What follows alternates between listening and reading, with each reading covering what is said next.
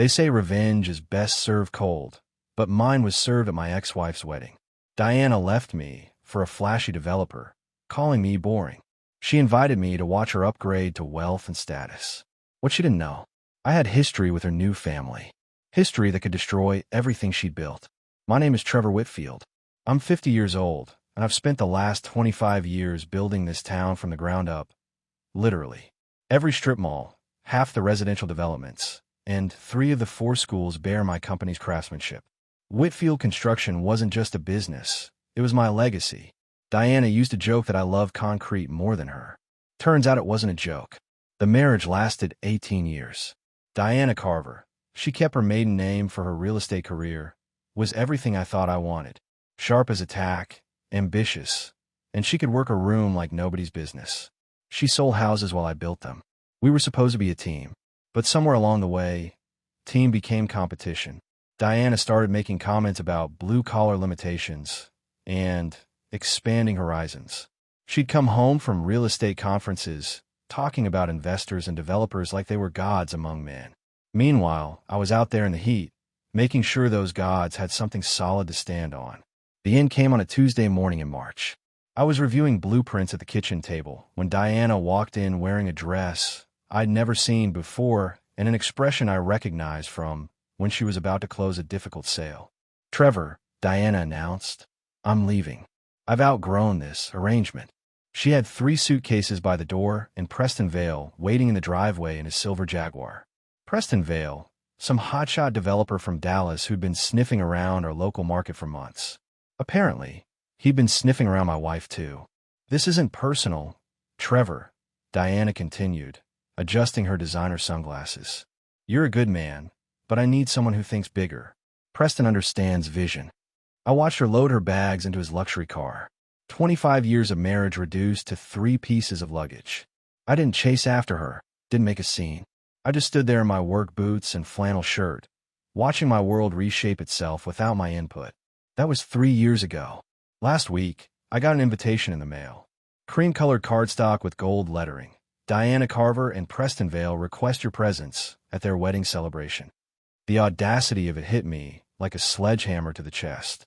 But here's what Diana didn't know about her boring contractor husband.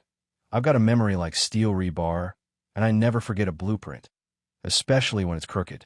The thing about construction work is that it teaches you patience. You don't rush a foundation. You let the concrete cure properly, check your measurements twice, and build something that'll stand the test of time. Same principle applies to revenge, though Diana never understood that about me. After she left, I didn't fall apart like she probably expected. Didn't drink myself into oblivion or chase after younger women to prove my worth. Instead, I did what I always do when facing a complex project. I gathered information and made a plan. Preston Vale turned out to be an interesting study in architectural fraud. On the surface, Vale Development looked impressive. Glossy brochures, fancy office downtown, and a portfolio of luxury projects across 3 states.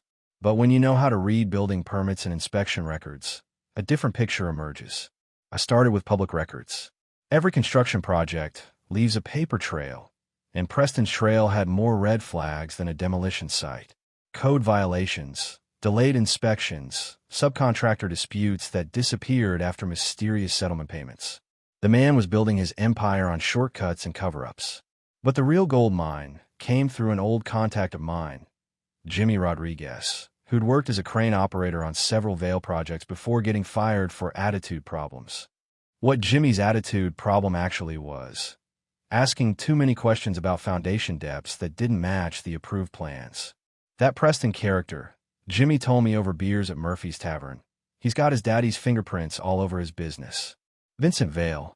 Now there's a piece of work. Word is the old man's been laundering money through construction projects for 20 years. Vincent Vale. The name struck something familiar, but I couldn't place it immediately. Then Jimmy mentioned the Riverside Casino project from 1998, and it all came flooding back. I'd been a junior supervisor then, working for Morrison & Associates. We'd been contracted to do the structural work on what was supposed to be a legitimate entertainment complex. But the project had more change orders than a government contract, payments that came from offshore accounts, and inspectors who seemed more interested in their pockets than the building codes. When the FBI investigation started, I was one of 3 witnesses who testified about the irregularities. Vincent Vale had been the primary developer, though he'd managed to keep his name off most of the paperwork. The case fell apart due to insufficient evidence, but I remember the way Vale looked at me during my testimony, like he was filing my face away for future reference. Now his son was married to my ex-wife, and they'd invited me to watch their happiness. They thought I was just some small-town contractor who'd moved on with his life. Time to show them what happens when you build on a faulty foundation. A good contractor never shows up to a job site unprepared. You survey the land, check the soil composition, and make sure you have all the right tools before you break ground. Planning Diana and Preston's wedding surprise required the same methodical approach. The first step was gathering the physical evidence. I drove to the county courthouse and pulled every permit, inspection report, and violation notice connected to Vincent Vale's construction projects over the past 25 years. What I found was a pattern of systematic fraud disguised as legitimate development. The Riverside Casino project had been just the tip of the iceberg. Vale had been involved in at least 12 major construction frauds, using shell companies and dummy corporations to hide his involvement. Each time, when investigations got close, key witnesses would suddenly change their testimony or evidence would mysteriously disappear. But Vincent made one mistake. He kept the same accountant throughout all his schemes. Gerald Hoffman, CPA, had been signing off on Vale's cookbooks for decades. And Gerald Hoffman had a weakness: gambling debts that made him vulnerable to pressure. I found Hoffman at the track on a Thursday afternoon, looking like a man who'd bet his last dollar on a 3-legged horse. He was nervous, sweaty, and desperate. Exactly the condition I needed him in. "Gerald," I said, sliding into the seat next to him. "Trevor Whitfield. We need to talk." His face went white when he recognized me. "Listen, whatever Vincent told you about me." "Vincent didn't tell me anything," I interrupted. "But you're going to tell me everything about the Vale family's money laundering operation, or I'm going to make sure the IRS gets copies of every fraudulent return you filed for the past 20 years. Gerald Hoffman folded faster than a house of cards. Within 2 hours, I had copies of offshore accounts, wire transfer records, and detailed documentation of how Vincent Vale had been washing dirty money through construction projects since the 1990s. The second step was setting up surveillance. I rented a storage unit and filled it with recording equipment, cameras, audio devices, and a laptop capable of streaming everything to cloud storage in real time. If Vincent Vale tried to silence me like he had other witnesses, there would be evidence he couldn't make disappear. The final step was the most important: making sure Diana would pay for choosing greed over loyalty. I contacted Glenn Patterson, the divorce attorney who'd handled several high-profile cases involving criminal assets. Glenn specialized in making sure that crime didn't pay literally. "Trevor," Glenn said after reviewing my evidence, "if you can prove that Preston's seed money came from his father's criminal activities, Diana could lose everything in the divorce. Every asset, every investment, every piece of jewelry she's bought with Vale money could be subject to federal seizure." Perfect. Diana had always been motivated by money. Time to show her what happened when you built your future on dirty foundations. Construction sites teach you that pressure reveals weaknesses. Apply enough force to any structure, and you'll find out where the flaws are hidden. I was about to apply some serious pressure to the Vale family empire. My first target wasn't Vincent or Preston. It was Wesley Marsh, Vincent's so-called problem solver. Every criminal organization has someone who handles the dirty work, and Marsh had been Vincent's go-to guy for witness intimidation and evidence disposal for over a decade. Marsh wasn't hard to find. Men like him think they're invisible, but they leave tracks everywhere. Parking tickets, credit card receipts, security camera footage. It all builds a pattern if you know how to look. I tracked him to a dive bar on the wrong side of town, the kind of place where cash talks and questions don't get asked. I walked in wearing my work clothes, steel-toed boots, canvas jacket, and the kind of confident stride that comes from 25 years of managing construction crews. Marsh was sitting alone at the end of the bar, nursing a whiskey and checking his phone. "Wesley Marsh," I said, sliding onto the stool next to him. "I'm Trevor Whitfield. I think it's time we had a conversation." Marsh's hand moved toward his jacket, but I was faster. I grabbed his wrist and applied just enough pressure to let him know I wasn't some soft contractor who'd back down from a fight. "Easy there, Wesley," I said calmly. "I'm not here to cause trouble. I'm here to offer you a business proposition." Marsh's eyes narrowed. "What kind of proposition?" I pulled out a thick envelope and set it on the bar. Inside this envelope is enough evidence to put Vincent Vale away for the rest of his life. Money laundering, construction fraud, witness tampering, the whole 9 yards. The FBI would love to get their hands on this information. Marsh tried to grab the envelope, but I was quicker. "Not so fast. See, I've got copies stored in 3 different locations, with instructions to release everything if anything happens to me. So here's the deal. You're going to help me document Vincent's current operations, or you're going down with him when this house of cards collapses." The look on Marsh's face told me everything I needed to know. Loyalty only goes so far when federal prison is on the table. Within an hour, Marsh was wearing a wire and agreeing to record his next meeting with Vincent Vale. But the real breakthrough came when Marsh revealed something I hadn't expected. Vincent wasn't just laundering money through construction projects. He was also using his son's wedding as cover for a major financial transfer. Offshore accounts were being moved, shell companies were being dissolved, and millions of dollars were about to disappear into untraceable investments. The wedding wasn't just a celebration. It was Vincent Vale's exit strategy. The wedding was held at St. Catherine's Cathedral, a 100-year-old stone church that Diana had chosen because it photographed well for social media. I arrived 30 minutes early, wearing my best charcoal suit and carrying a leather portfolio that contained 25 years of carefully documented evidence. I took a seat in the back row, third pew from the exit, close enough to see everything, far enough to avoid immediate recognition. The church filled slowly with Dallas society elite, all dressed to impress and eager to witness what they thought would be the social event of the season. Diana looked radiant as she walked down the aisle in a designer gown that probably cost more than most people's cars. She was savoring every moment, every camera flash, every envious glance from other women who'd never landed a developer with Preston's apparent wealth and status. Preston stood at the altar looking confident and satisfied, like a man who just closed the biggest deal of his life. He had no idea that his father's criminal empire was about to collapse around him, taking Diana's dreams of luxury with it. But it was Vincent Vale who caught my attention. He sat in the front row, impeccably dressed in a $1,000 suit, scanning the congregation with the practiced eye of a man who'd spent decades watching for threats. His security team, 3 men I recognized as Wesley Marsh and 2 associates, were positioned strategically around the church. When Vincent's eyes swept across my section, he paused. For a moment, our gazes locked across 25 years of silence and secrets. I watched the color drain from his face as recognition hit him like a sledgehammer to the chest. He turned immediately to Preston and whispered something urgent in his ear. Preston's confident smile faltered as he looked in my direction, confusion replacing certainty. Vincent stood abruptly and walked toward Preston, his movements sharp and deliberate. "We need to talk. Now." Vincent's voice carried across the church, cutting through the organ music and wedding chatter.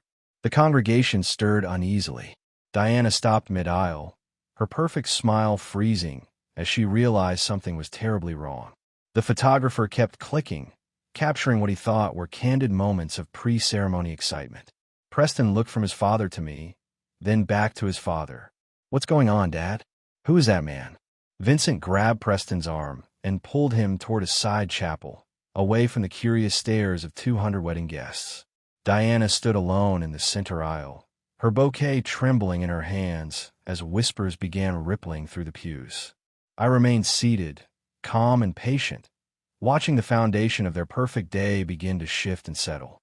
In construction, once structural integrity is compromised, collapse is inevitable.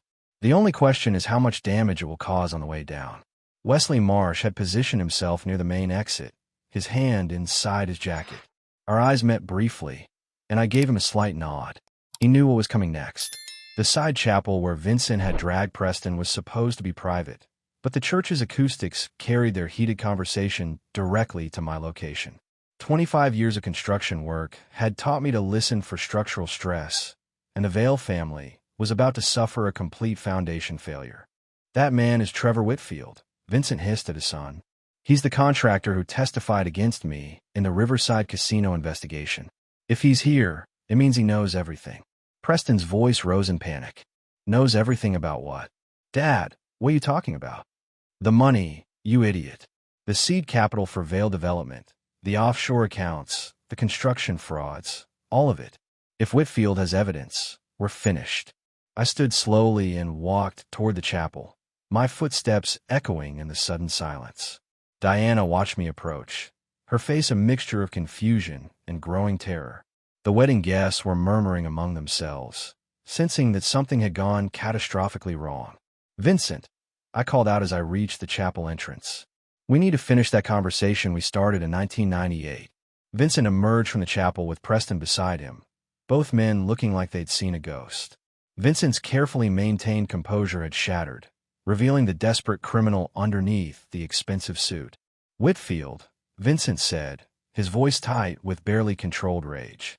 You should have stayed buried in whatever small town hole you crawled out of. I never left, Vincent, I replied calmly. I've been right here, building this community, while you've been tearing it down with your dirty money and criminal schemes. Preston stepped forward, his wedding confidence completely gone. I don't understand what's happening here. Dad, tell me this man is lying. I opened my portfolio and pulled out a thick stack of documents. Your father has been laundering money through construction projects for 25 years, Preston. Every dollar that built Vail Development came from criminal activities. Every project, every investment, every luxury you've enjoyed, all of it paid for with dirty money. Diana's bouquet fell to the floor as the implications hit her. Her voice came out as a whisper. The prenup. That's right, Diana, I said, turning to face my ex-wife. Remember that clause about criminal asset forfeiture? If Preston's money came from illegal sources, you don't get a penny in the divorce. You traded our marriage for a life built on lies and stolen money. Vincent's hand moved toward his jacket, but Wesley Marsh stepped forward from his position near the altar. Don't even think about it, Vincent, Marsh said loudly. The FBI is already on their way. This whole conversation is being recorded and transmitted to federal agents. The church erupted in chaos. Wedding guests scrambled for exits. The photographer kept shooting pictures, and Diana collapsed into a pew, her designer dress crumpling around her like a deflated balloon. Preston grabbed his father's arm. Dad, please tell me this isn't true. Please tell me our whole life isn't built on lies. Vincent looked at his son with something that might have been regret, then at me with pure hatred. You've destroyed everything, Whitfield. 25 years of planning, gone because of your stubborn righteousness. No, Vincent, I replied, standing tall and unshaken. You destroyed everything the moment you chose crime over honest work. I just made sure the consequences finally caught up with you.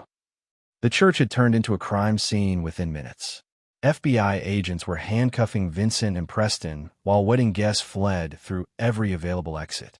Diana sat frozen in her designer gown, watching her dreams of wealth and status evaporate like steam from hot concrete. But the real drama was yet to come.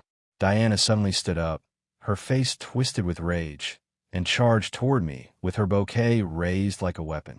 You destroyed everything. Diana screamed, swinging the flowers at my head.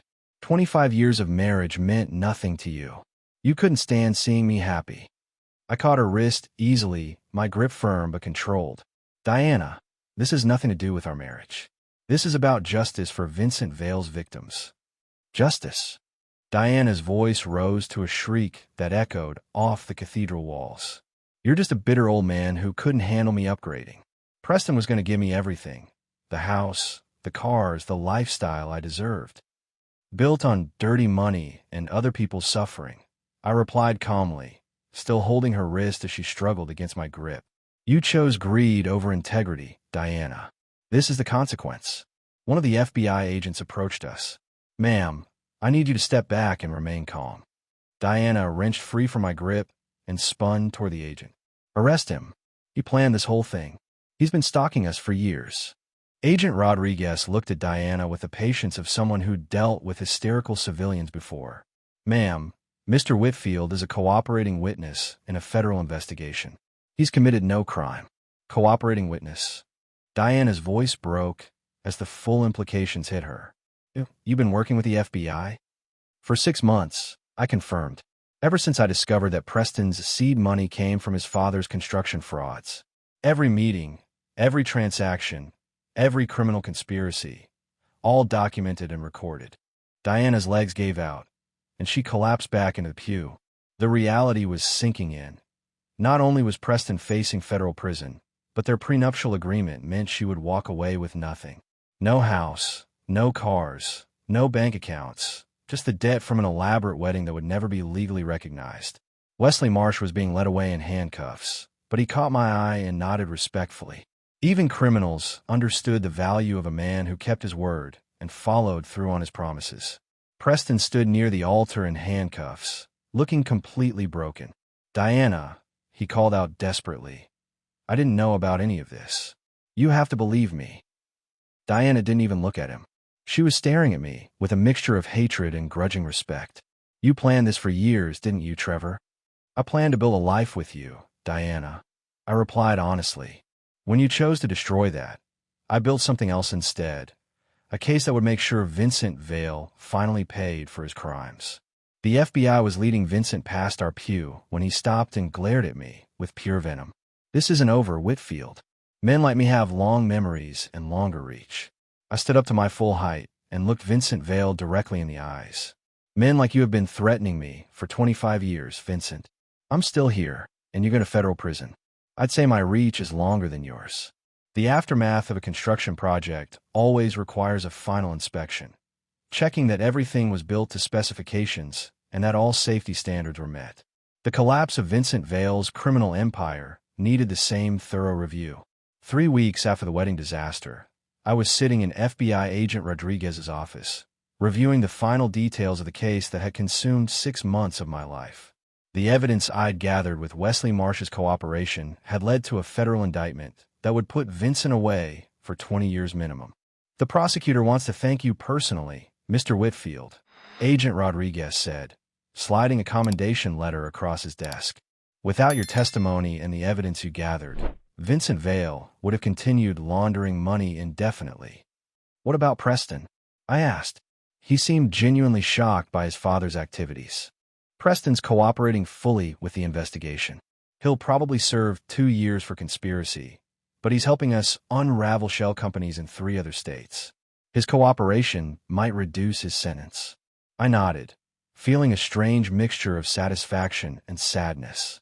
Preston hadn't been the real criminal, just a son who trusted his father too much and asked too few questions. "And Diana?" Agent Rodriguez continued. "She's filed for divorce, of course. Her attorney is claiming she was an innocent victim who had no knowledge of the criminal activities." That made me laugh. Diana always was good at playing the victim when it suited her purposes. "The federal asset forfeiture will take most of their joint property," Rodriguez explained. "The house, cars, bank accounts, all of it will be seized as proceeds from criminal activity.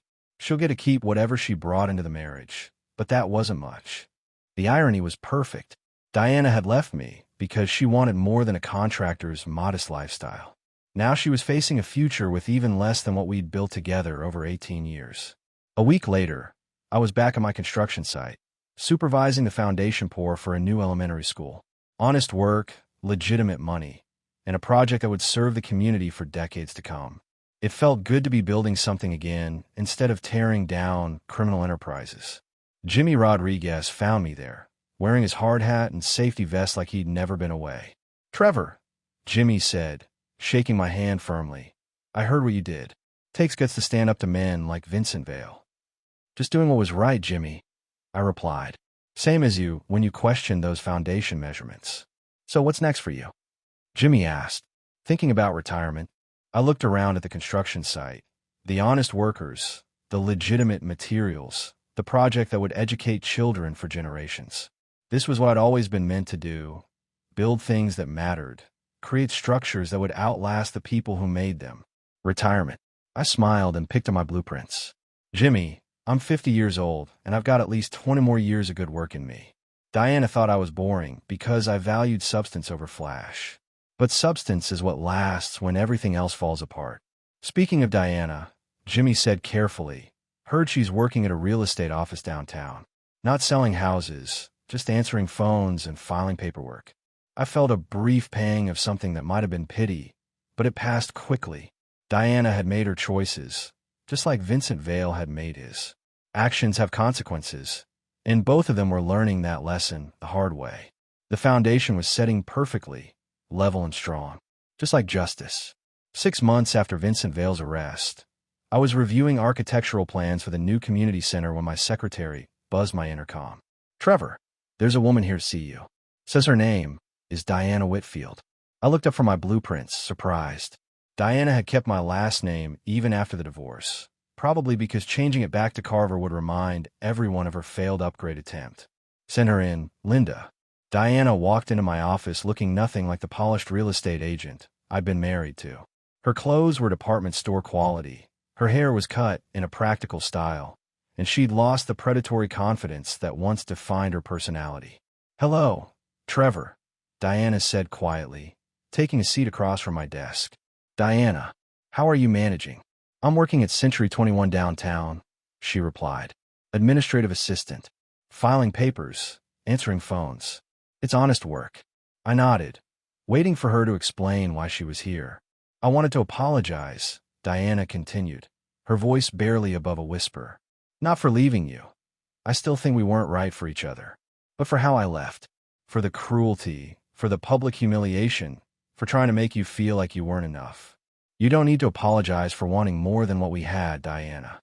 But I do need to apologize for not seeing what we actually had," she said, looking around my office at the construction awards, community service plaques, and photos of completed projects.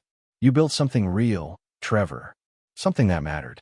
I was so focused on chasing what looked impressive that I missed what was actually substantial. She stood up, smoothing down her simple skirt. "Preston got 18 months in minimum security prison. He'll be out next year, but his reputation is destroyed. No one in the development business will work with him. And you?" "I'm learning to live on my own," Diana said with a sad smile. "Turns out I never really knew how to do that. I went from my father's house, to our marriage, to Preston's money. This is the first time I've ever had to rely on just myself." "How's that working out?" Diana paused at my office door. "It's harder than I expected, but more honest than anything I've done in years." After she left, I went back to my blueprints.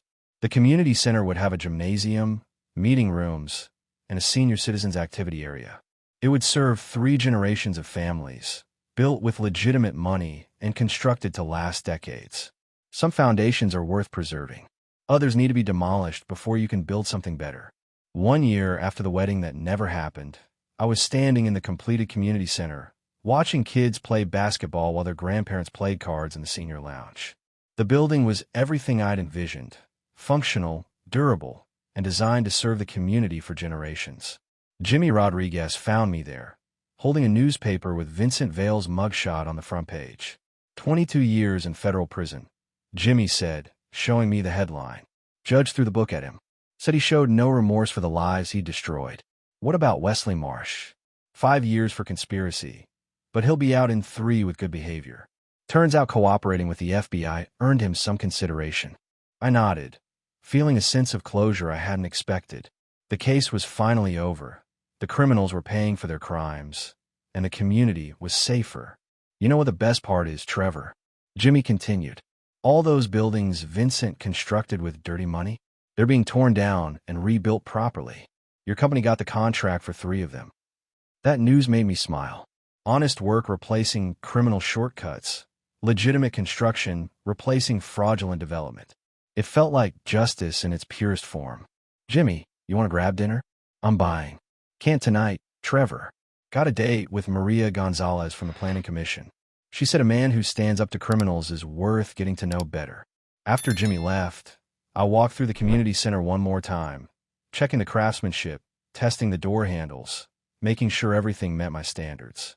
This building would outlast all of us. The honest contractor who built it, the criminal who'd tried to corrupt the industry, and the woman who'd chosen flash over substance. My phone buzzed with a text message from an unknown number. Saw the news about Vincent Vale.